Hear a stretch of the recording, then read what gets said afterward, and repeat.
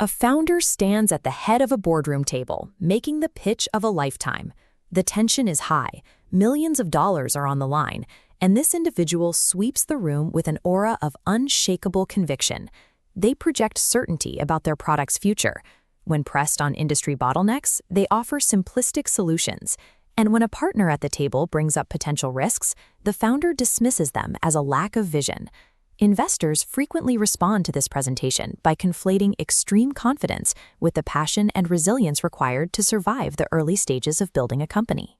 However, this specific profile is statistically tied to a high likelihood of strategic blunders and avoidable mistakes. Often, the very conviction that wins the funding is what leads the business to failure. This tendency for people with limited competence to overestimate their own abilities is a cognitive bias known as the Dunning-Kruger Effect. In entrepreneurship, this effect creates a paradox. It makes the least competent founders appear to be the most persuasive. This chart shows the relationship between what we know and how confident we feel. At low levels of competence, there is a sharp spike in confidence. As people gain actual expertise, they realize how much they don't know, and their self-assessment drops before slowly rising again. A founder at this initial peak often believes they have few weaknesses. Because they lack the domain experience to see the true complexity of the problem, they genuinely believe their vision is flawless.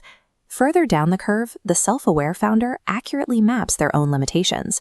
They recognize what they don't know and identify the specific gaps in their team's expertise. These two profiles diverge in how they handle information that challenges their core assumptions. The Dunning-Kruger founder often views criticism as irrelevant or uninformed. They resist advice and struggle to pivot because they cannot see the merit in a perspective that contradicts their own. Highly competent founders actively seek out negative feedback. They use it as data to adapt their business model and shore up their weaknesses. On demo day, the Dunning-Kruger founder offers a narrative of absolute certainty. Meanwhile, the self-aware founder presents contingency plans and acknowledges specific market challenges they have yet to solve. Because investor Dolphin Kramer ties bold visions, the nuanced realism of a competent founder can be mistaken for a lack of commitment or vision. If these overconfident founders are more prone to strategic failure, why do experienced investors continue to fund them? The startup ecosystem has built-in flaws that reward this bias. First, investors often misinterpret supreme confidence as the grit needed to navigate a startup's early years. There is also a psychological preference for simplicity. A clean, unambiguous story of success is more appealing than the messy, uncertain reality of building a new company. This is reinforced by a culture that encourages founders to fake it till they make it, validating overconfidence as a legitimate strategy rather than a cognitive blind spot. This chart shows how investors without deep domain expertise may rely on a founder's confidence as a heuristic. They use the founder's certainty as a shortcut for technical due diligence.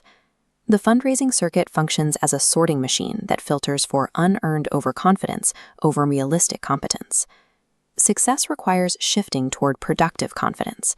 This is a mindset rooted in evidence, where optimism is balanced by the results of small experiments and systematic risk reduction. This differs from destructive overconfidence, which uses bluster to mask a lack of understanding.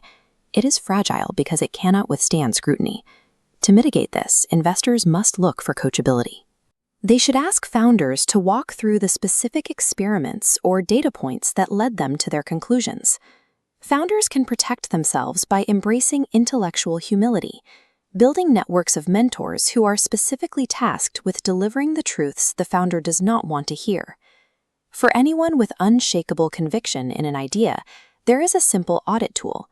Ask yourself, what evidence would it take to make me change my mind about my core assumption?